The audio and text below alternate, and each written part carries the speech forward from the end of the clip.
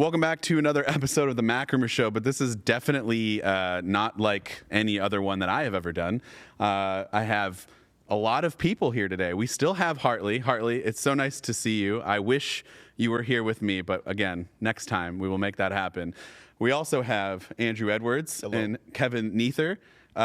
We have been at Apple Park since Sunday, but obviously yesterday there was quite a big event, possibly one of the biggest ones ever.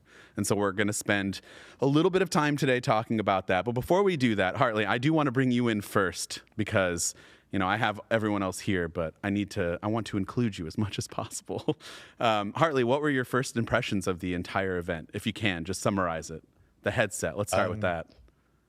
Well, my immediate impression was I thought it was great. I think it's undoubtedly the most jam-packed WWDC we've had. I feel like we saw a lot of things we weren't expecting to see. I don't think we were expecting to see things like the Mac Pro. Even the Mac Studio was a fairly late game expectation. And even things I know Dan and I, we've already talked about this, tvOS. And some just little extra things we didn't think there would be time for, which I think was great. They literally gave it 35 seconds, but it was the only 35 seconds I needed out of that entire keynote. Your thoughts on Apple Vision Pro and the name, by the way, because we were quite wrong on that, but it's okay. It's growing on me. I you know, we get very used to the rumored names. Yeah. So I think that it gets in your head a little bit when you start saying it so much. And so I'm having to shift now, still consciously, and not say Reality Pro and say Vision Pro. But it'll come with time. But I'm more interested to know what you guys think. I mean, I'm assuming all three of you have now managed to try the headset. Just one. So this is going to be the Andrew Edwards show because he's the only one that was able to test it. So before we get to Andrew, Kevin, your impressions from someone like, you know, all of us who witnessed it live at the keynote and those who are watching at home. What are your thoughts on the Apple Vision Pro? Hold on, one thing. It should be said too regarding Kevin. Kevin avoided all the rumors, all the I avoided everything. Kevin didn't read the website. Right, so he went in, but he wanted to go in and get surprised. I wanted to be surprised. And delight, right? Yeah, sometimes I wish I could do that. Yeah, no, I wanted to go in complete surprise. I had no idea, no thought, no rumor, nothing about what was going to happen. No innuendo. And so I went in and I was just completely blown away. I was absolutely shocked about the whole idea of AR and VR, where it's sort of like a two-in-one headset, is not like a Quest, right? It's like you could do more with it. You could interact with your environment and then lose yourself in the environment at the same time. And I was literally floored. Like I felt like this wasn't real. And I'm not even like being sarcastic with it. I really felt like this was not a real thing. It was just so amazing. So the weird thing is, like, and I've said this multiple times, I felt like we knew everything and also nothing at the same time. Yeah. Because this was one of the best events in terms of, like, the information came out, but we had nothing. There was no leaks, which is, you know, maybe not good for business, but it's not, I didn't want to know what it looked like ahead of time. Like, the renders that were drawn out from people's, you know, own thoughts, that's fine. And I'm glad it looked nothing like that. And we still got that wow factor. We still got surprised. And I'm like you. And hopefully I will get to experience it very soon. Yeah. But until then, Andrew. Yeah.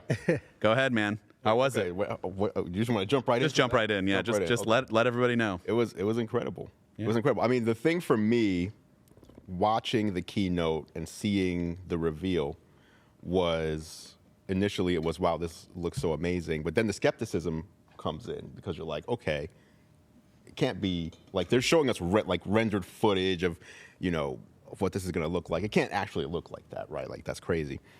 And then you go in, and one of the first things they say is, hey, when we were presenting it, that actually wasn't rendered footage. That was literally taken, recorded from the headset and put into the video. Wait, really? Yeah. Yeah. And so they took me into a little room. It looked basically like a living room. Okay. And I had a product person on one side of me and a PR person on the other. Mm-hmm. And then I was in the center on a couch. And after they gave me a real quick demo of how to use it, which was basically use your eyes as a mouse pointer, right? So just look at whatever you'd want to interact with, and then you interact with it by just pinching your fingers together. That's your click. Anywhere. You don't have to reach out or anything. Just do it anywhere. And then it was like, okay, put it on. And I put it on. And first you put it on, and it's like nothing's happening because the room is still there. Everything is just Right. there. Nothing's changed except I'm wearing a headset. And then I hold the digital crown down and it does a quick eye test.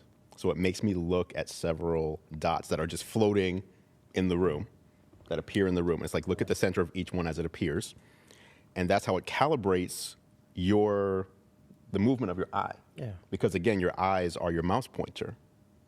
So then the interface comes up, and it's kind of like, you know, tvOS when you have the remote control and you like hover over something, it kind of can move around. Yeah. So the app grid comes up, and whatever icon I'm looking at just kind of pops forward a little bit. So as you're looking, you can see. How accurate was it when you were looking Extremely. Extremely. Wow. Because there were some things that were like, almost like on macOS, you have like the traffic light buttons, right? Yeah. To close. So it's not exactly that, but there were things that looked that small. I was like, oh, that's going to be, I just looked at it. Oh, okay. Like you look at it and just something changes a little bit. That's absurd. Hartley, feel free to jump in at any moment if you have questions or thoughts or comments, because I know I'm just looking at a TV version of you. I'm sure you have so many questions for Andrew about this. I too. do. So just do. Don't feel bad for Throw 'em interrupting. at me. Do it. I've got all my notes here. The first question that I'm sort of intrigued by is this is such a different input mechanism Yes. to anything we're used to. And I'm imagining, giving this device to members of my family and sort of trying to convey to them how they interact with this, because I can't show them with my hands. Yeah. Do you feel it was intuitive? Do you feel it was easy to pick up those gestures? Yes. Or did you have It's to almost explain to you? It's almost too easy. It's almost too easy because when you're used to using like a Quest, right? You kind of have to like lift your hands up and like reach for things. Yeah. And so I kept a few times forgetting, like I'm trying to like click by like reaching out, but it's like, no, you don't have to do that. You can literally have your hands in your lap and just like casually just go like this.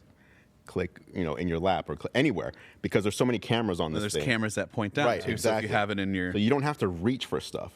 You can, and it does scan your hands at first. And the cool thing is, since it scans your hands, now it knows what your hands look like. So if you ever bring your hands up, you can see your hands in whatever environment you're in, but you're not seeing your actual hands. You're seeing like your digital hands, but nothing else comes into the frame unless it's a person. If a person comes into the room and you look at them, the cameras recognize, oh, this is a person, and they will fade in, kind of like Star Trek. Yeah, that's just fade in, right? crazy. You talk to them. and like, so the way they showed it in the keynote, it worked exactly like that. Yes. Oh, It was insane. I can't even wrap my brain It was around insane. this. So my initial thought is like, this is what's going to separate this product from anything else on the market. I mean, we already know that that's already the case, but I've seen so many people tweeting and asking me like, Comments. why would I spend that much when we could get something significantly less right now? Yeah. And it's not even in the same atmosphere of what it can do. Like, it's hard to convince people to be all day. You're going to be sitting here if you want to do some work, and you're going to be holding two controllers. You don't have to do that. Correct. Yeah. I mean, how was the battery pack, by the way? Because one of the rumors that we had was like it was going to be something that you wear around your waist, and that still could happen. But like, I mean, it seems like you kind of just put it in your pocket. It is tethered. So I was on a couch, so it was Okay. just next to me. Okay. But there was a moment where I had to stand up. Okay. Well, I didn't have to, but they said if I wanted to, I could. And it was actually at the end. So this thing is using the True Depth camera and constantly mapping the whole environment that you're in.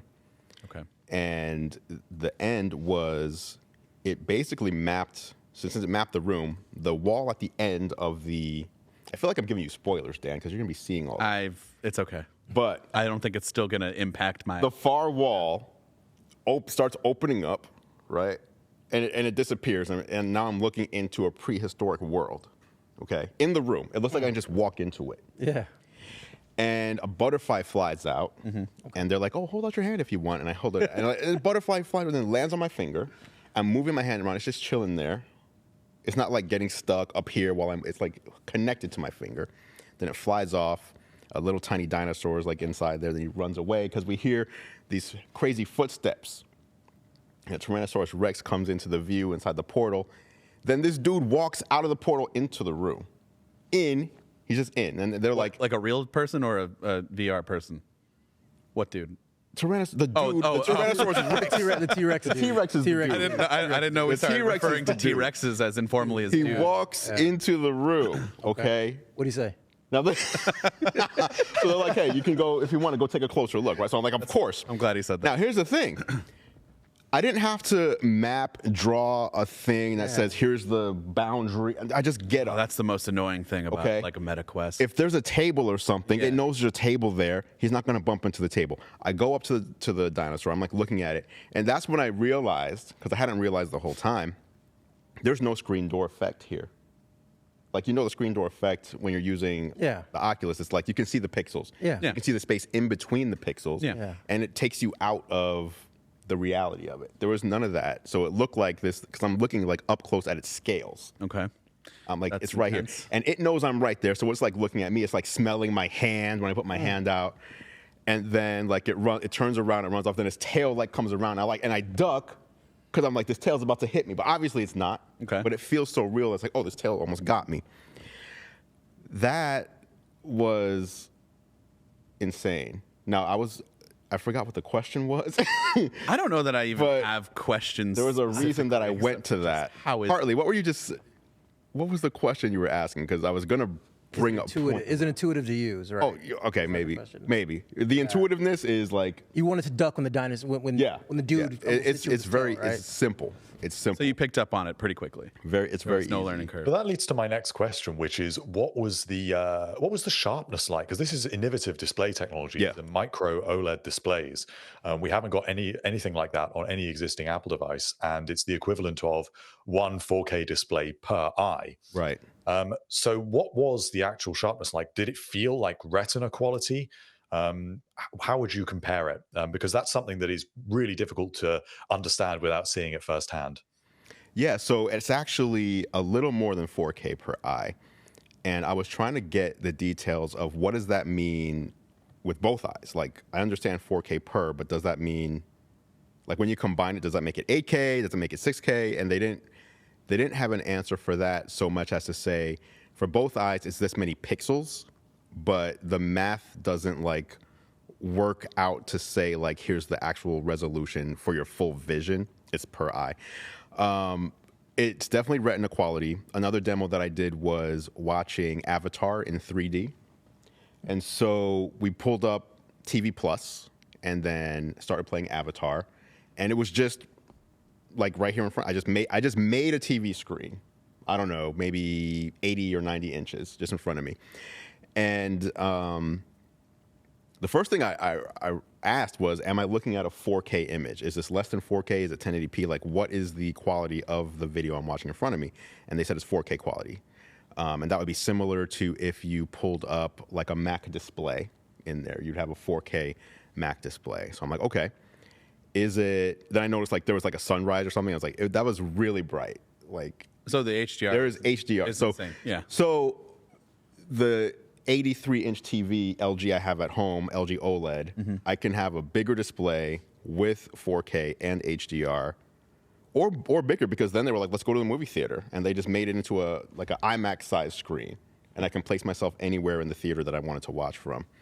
So the quality was incredible. There was HDR, and again, there's no screen door effect, and to me, that would answer the Retina question with this. You cannot see the individual pixels.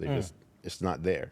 Okay, so we got an idea of the experience, blown away. Yeah. Comfort.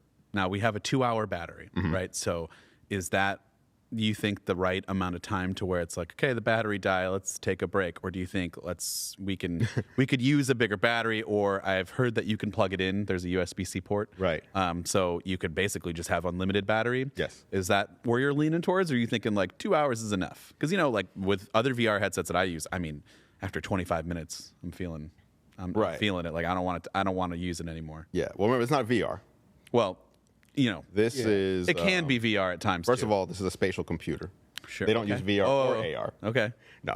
Putting on your Apple hat. No. It's. I mean, the weird thing with that question is, this is the first time I'm trying this, not only this device, but this kind of experience, period. So it wasn't something that at any point I was like, oh, this is too much. Like, I wanted to just keep going. Comfort wise, so you have to use the Face ID setup before you order this. Right. So you basically you measure your face, you measure both ears for spatial audio, the personalized spatial audio, and it also figures out the different pieces you would need. So there's the headset, and then there's the light blinder, and then there's the strap. Yeah. And they're gonna have different pieces for different like face shapes and head shapes and everything. Wild. So that is what makes it like completely customizable to your specific comfort. But on the flip side, at $3,500, if you have a family of 4, everyone's going to need their own individual pieces. Otherwise, it's going to be great for one person, but not as great for the others. It's not going to be as comfortable for the others. Mm-hmm. So I did that. I did that test, and they found the pieces for me. And they even said, we don't have like the whole range of pieces here yet. Yeah. So they got the ones that were as closest for my fit. So I imagine it would be even more comfortable for me if I actually got one and went it was already process. Pretty comfortable. It was pretty comfortable. At the end, when I took it off, it was only when I took it off that I felt like, oh, like there's been a little weight like removed from my head. Like relief. And like just like a tiny, like you don't get like super hot and sweaty in this thing, but like there was a little bit of like sweat on my face. But everything was negligible. It was very comfortable. I never felt like this is heavy, this is awkward. None of that. So, all right, I got questions. So we'll start with Hartley. After hearing all of this, how do you feel about the headset? Something that you are high on, want to try immediately, lining up right now to wait until 2024 to pick one up? I am definitely, the more I hear, the more intrigued I am to try it. Because it's different when you hear firsthand testimony. It's really interesting to hear different people from the media talking about their experiences, and it's really interesting to hear what you have to say, Andrew. Just because it puts a different perspective on it, because it's difficult when you don't know, like you were saying with those marketing materials, whether they were renders or whether they are actually from the device itself. And if it really is like that, then maybe it really will change everything. And I definitely would like to give it a try. I think the sticking point for a lot of people is the price. Mm-hmm. Had that been a $2,000 device, I'd pick that up without any hesitation. And that's still pretty pricey, for a lot of the average consumers. But I'm saying it crosses the line where there's a lot of people I think that would love to pick it up and would love to try it, but maybe this just isn't the product for them just yet, which I think is a little bit of a shame. But it will come with time. The crazy part is with a product like this, I mean, I'm telling you guys like how I experienced it. Everything I'm telling you is not going to convey to you what it's like to use until you actually put it on your own face. Yeah. So it's hard. That's going to be the challenge, $3,500. And when you use it, you understand why it costs that much. When we talked about the rumored price, which was, right around $3,000. So it was a little bit more. I was like, that's a lot. But now, and I haven't even tried it yet, and I'm sure I'm going to be blown away because it seems like that is what's happening. Mm-hmm. So I feel like it's going to be hard for me. I'm easily impressed too. So I feel like it's going to be hard for me when it comes to, headsets and stuff. It's going to be easy. The thing that I'm getting at here is that I already kind of feel like after seeing everything that it can do, and if it's really like that, and all of the components and the tech that's inside, $3,500 is actually kind of cheap. Right. Which is insane to say. I know people might be rolling your eyes. That sounds kind of cheap. Well, I think the question there is whether it is actually capable of replacing those things. Yeah. Is it actually capable of replacing your external monitor for an extended period of time? Because if it is, then yes, then I can buy into that sort of logic that's where the price lies, and that's how it could be justified. What were you going to say, Kev? Yeah, to piggyback off of what Dan said, because like originally 3K, I was just like, oh man, I would love to check it out, but probably nothing I will buy.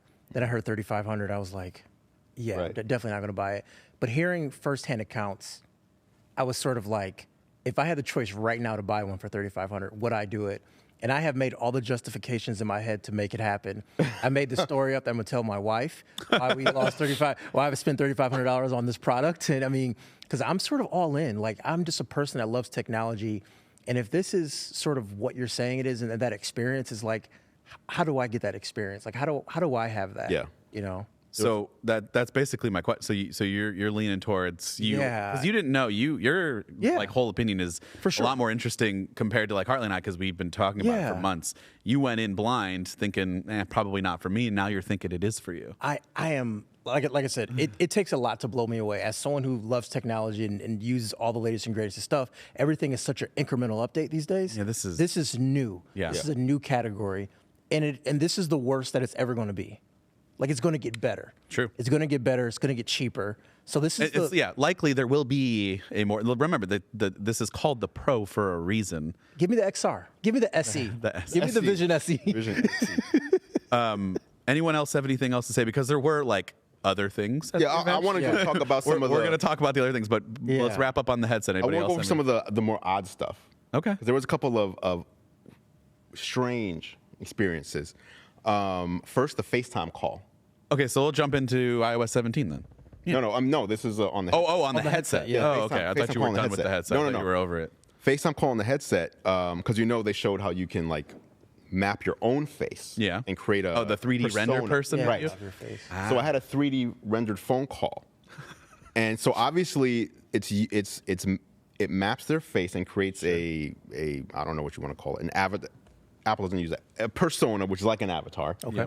And then when the mouth moves, I'm assuming it's using the camera to look at the mouth, and then as the eyes move, it's using the sensors in there, but the rest of the face has like almost no movement. So it's kind of strange. It's like that uncanny valley feeling where the eyes and the mouth area move and the face as a whole looks like a face, but it's not moving in the most human-like way. Now obviously there's 8 months or so to fix all that up, but it was kind of strange. And the other one that was cool and weird, I was talking about this earlier actually, was the 3D photo and video capture.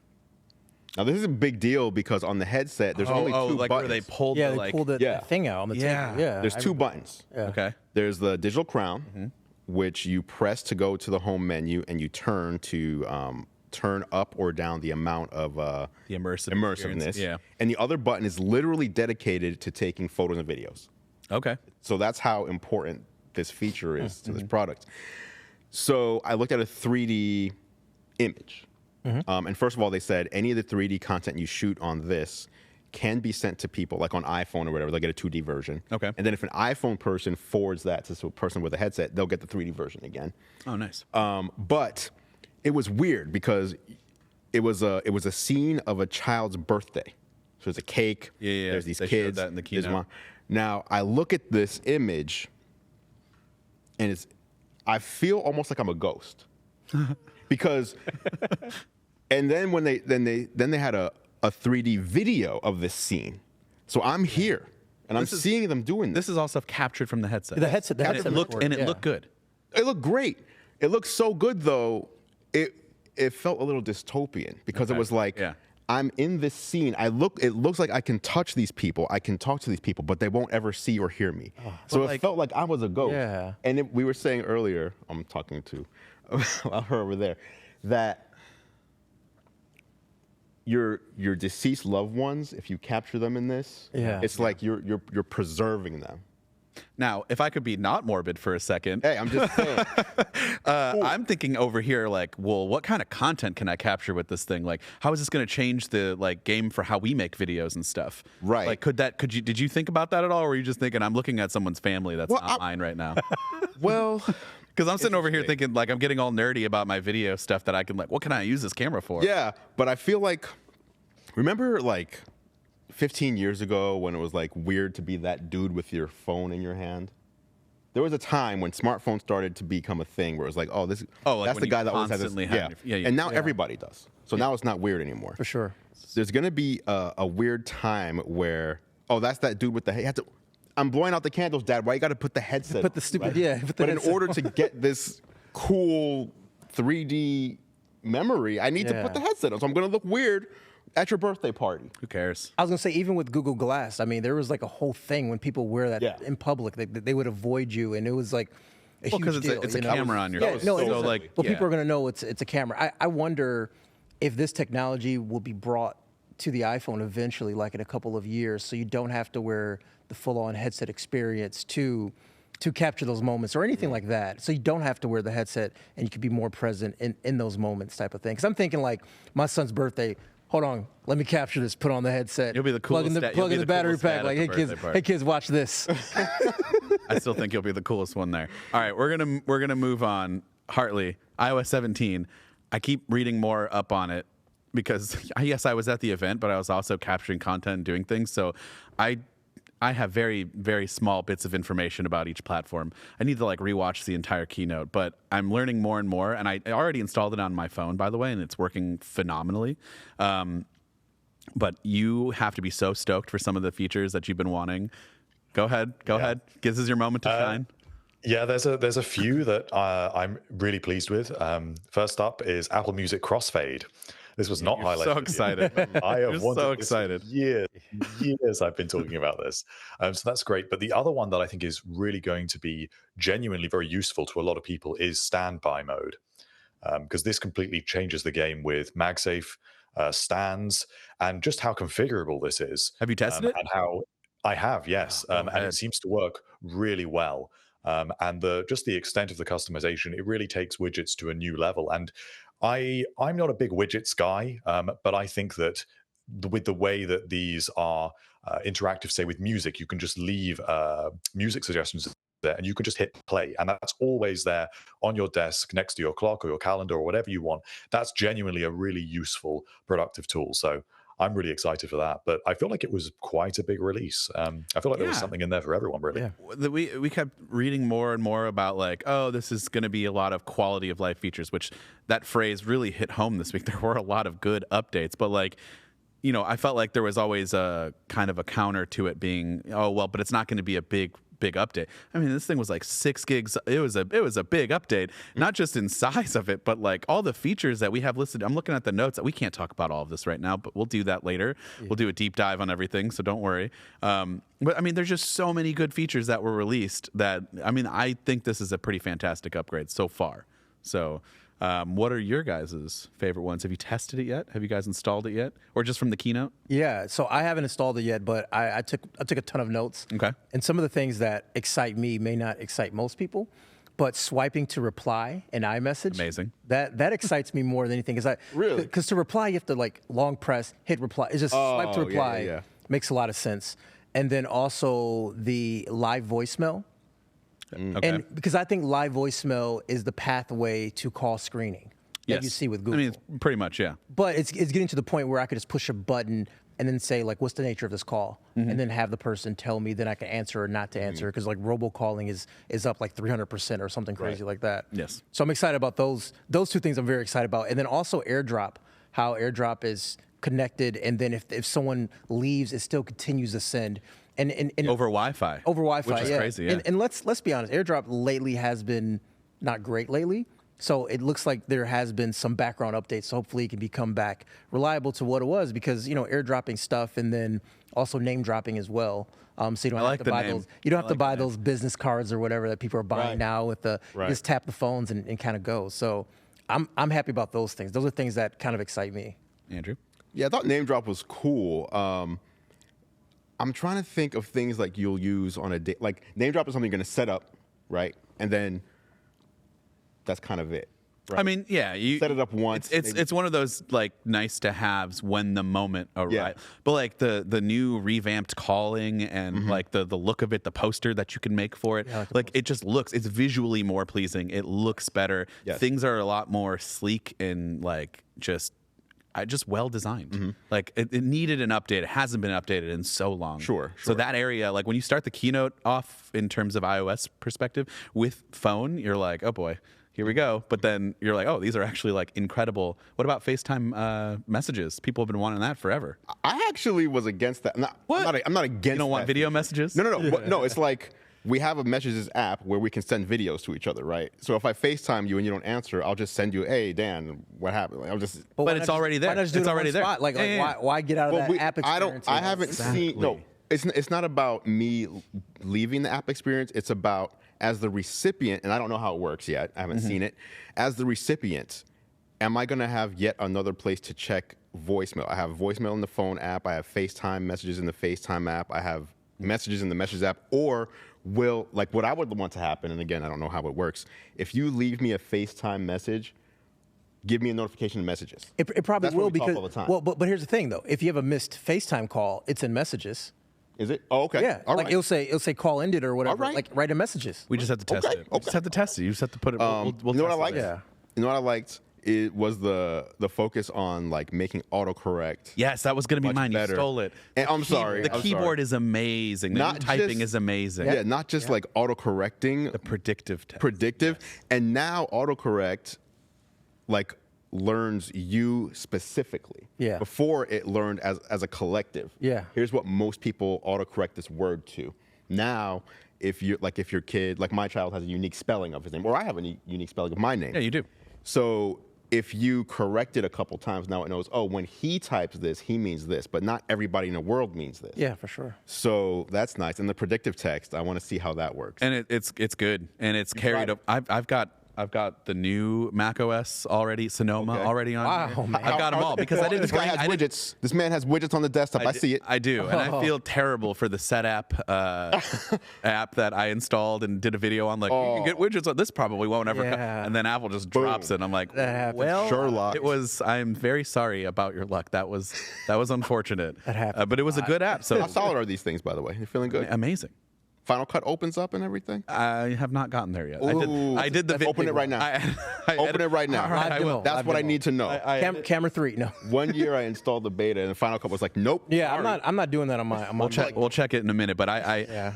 I literally updated. I did the video and then I updated because I'm like, well, I got to get this video. Oh, up. for Right, sure, right, yeah. right, for sure. But no, I don't think it's going to be a problem. I the really predictive don't. text you're saying, Amazing, and it's even on your Mac. Yeah. oh, I didn't know that. Yeah, everything. So this is what we were kind of anticipating. Hartley, you were thinking this, like everything is all tied in. All of the features that were not all of them, but most of them.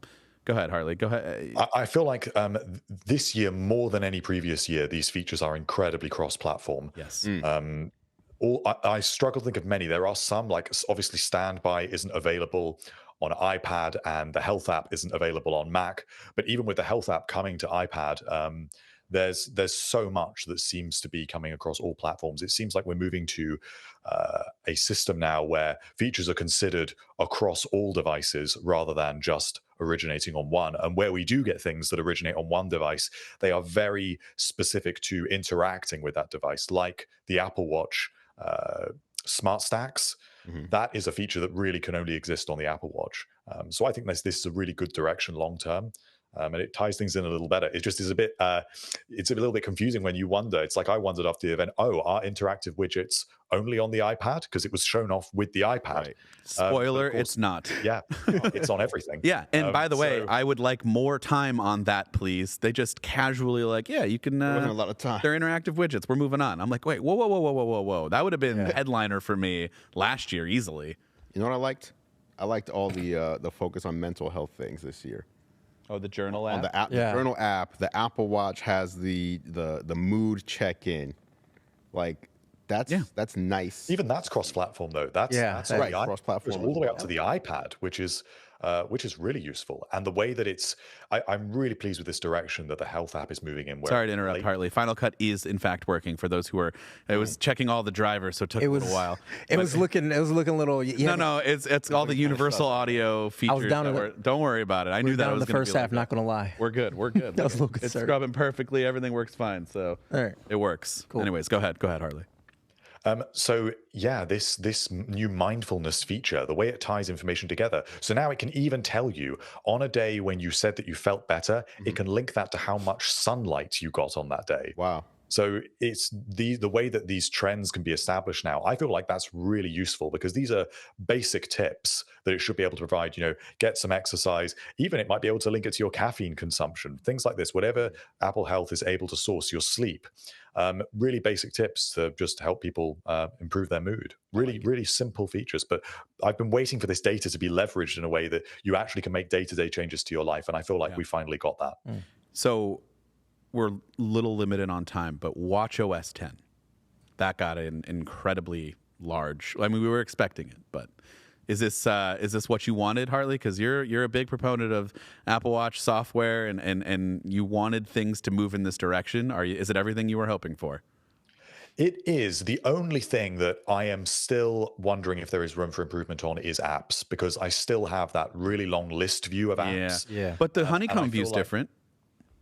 It's better, Yes. but I still feel like there is more that we can do in terms of deciding whether things need to be whole apps. Do I need 3 different apps or 4 different apps just for the clock app, effectively? Right. It does feel like there's more layers than there need to be, but this is definitely a huge step in the right direction.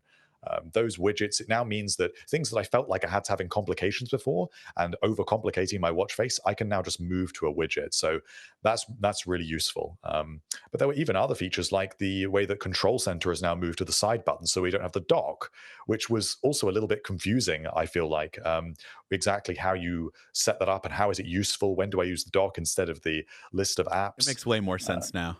Yeah, this is a way more intuitive system. And I think it will be interesting to see as well how this scales on the Apple Watch Ultra. I don't have an Apple Watch Ultra, but I'd be very interested to see with some of these app redesigns if they really do take advantage of that extra display area. It does. It's also, by the way, I forgot to tell you, I did update that too. You just I just did everything. He just I wasn't going to bring 2 phones, 2 watches, 2 I just went don't all in. have the bandwidth to do that. So if I'm going to start testing these out, it scales really well. The fitness app on it is like, it's cool. Each ring gets its own page and like has its own, like, when you swipe through, it's like changing from red to I'm colorblind, so I have to remember the order here. What? Yeah, you didn't know that? I did not. There it is. Bloop. Red and greens does not work well for me. Wow. Yeah, so like when it does go to these full like pages and you're getting more info, it just looks a lot better. I really, really enjoyed And it's a watchOS. unified UI as well. Apple has sort of engineered a new way for this design language to translate across apps. So you'll be getting a consistent experience, because I've struggled explaining to my grandmother, actually, who is an Apple Watch user in her 80s. And she struggles to understand how to interact with the UI and swipe. You have to swipe in some apps, long press in others. So this is a really great move that everything just has the same scrollable view and with buttons in the corners. It's way simpler, way easier to understand. And it just gives that consistency that I think Apple Watch was starting to lose sight of. So I think this update really sort of regrounds Apple Watch and sets it on a course where I'm really interested to see what happens with apps going forward. That's a good question. We're moving on. Yeah, because we're we've got. Sure, Go yeah. ahead. I wanted ahead. to.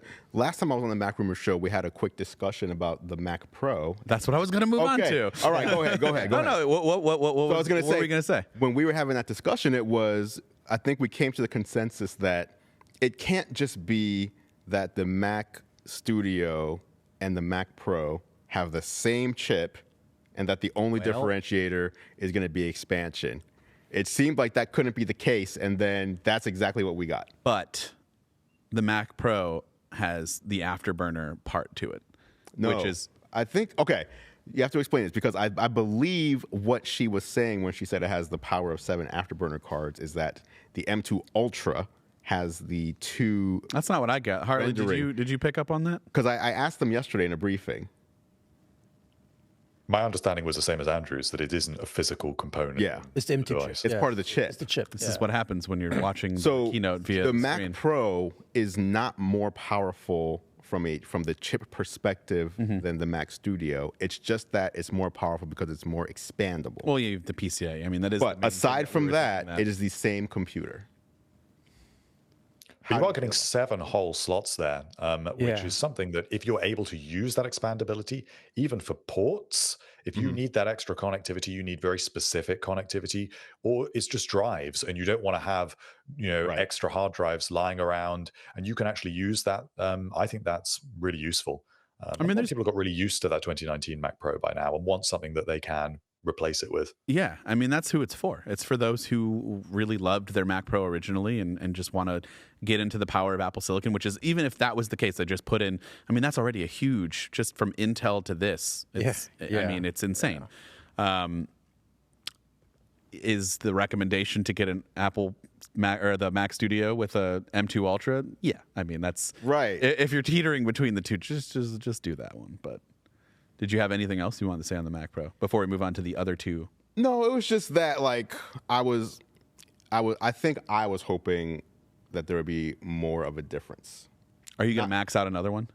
No, because it's like it's also interesting that maxing it out costs like $40,000 less. We didn't do the math. Than maxing out the last one. Intel, yeah. Oh, because part of the Intel, when you max it out, it's those super expensive graphics cards, and the new Mac Pro does not support external graphics cards. But you don't need to. Nor does it support adding RAM.